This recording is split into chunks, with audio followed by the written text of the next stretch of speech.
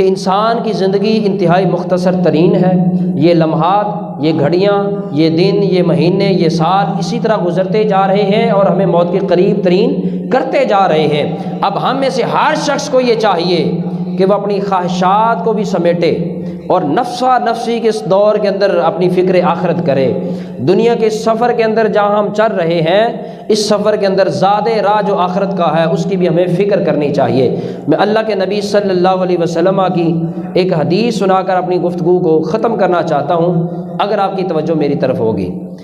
اللہ کے محبوب صلی اللہ علیہ وسلم نے صحابہ کرام کے سامنے حضور موجود ہیں تو آپ نے زمین پر دو خط لگائے جس کو ہم لکیریں کہہ دیتے ہیں۔ حضور نے دو خط زمین پر کھینچے، ایک خط بڑا تھا، ایک لکیر بڑی تھی اور ایک چھوٹی تھی۔ حضور علیہ الصلوۃ والسلام نے صحابہ کرام سے پوچھا کہ میرے صحابہ، کیا تم جانتے ہو کہ یہ دو لکیریں جو دو خط میں نے کھینچے یہ کیا ہے؟ عرض کی کہ یا رسول اللہ صلی اللہ علیہ وسلم، فداک ابی و امی، ہمارے والدین آپ پر قربان جائیں، آپ بہتر جانتے ہیں کہ یہ کیا ہے۔ تو میرے اور آپ کے تاجدار نے فرمایا کہ یہ جو دو خط ہیں، ان میں سے جو بڑا خط ہے، جو بڑی لکیر ہے، یہ انسان کی زندگی کی خواہشات ہیں، یہ انسان کی خواہشات ہیں، اور چھوٹی لکیر جو ہے وہ انسان کی زندگی ہے۔ انسان کی زندگی ختم ہو جاتی ہے، انسان کی خواہشات کبھی ختم نہیں ہوتی، اس لیے انسان خواہشات کا پجاری ہو گیا۔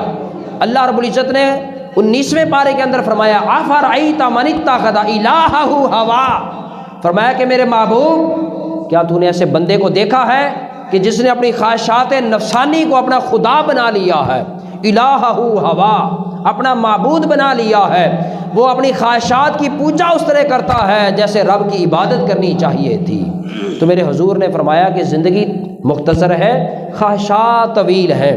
ہمیں سے ہر شخص میری بات کی تائید کرے گا، جو کچے مکان میں رہتا تھا وہ خواہش کرتا ہے پکا بن جائے، پکے مکان میں رہنے والا کہتا ہے کوٹھی بن جائے، کوٹھی میں رہنے والا کہتا ہے بنگلہ بن جائے، بنگلے میں رہنے والا خواہش کرتا ہے کہ محل ہو، ایک دو چپے زمین رکھنے والا کہتا ہے کہ بڑا کوئی زیادہ ایکڑ ہونے چاہیے، زیادہ ایکڑ والا کہتا ہے کہ جگیر کا مالک ہونا چاہیے تھا، پیدل چلنے والا خواہش کرتا ہے کہ چھوٹی موٹی سواری ہو، چھوٹی موٹی سواری والا کہتا ہے کوئی وی آئی پی پروٹوکول ہو، اس سے بڑا چاہتا ہے کہ مجھے لگژری جو ہے وہ جھونڈنے کے لیے مل جائے۔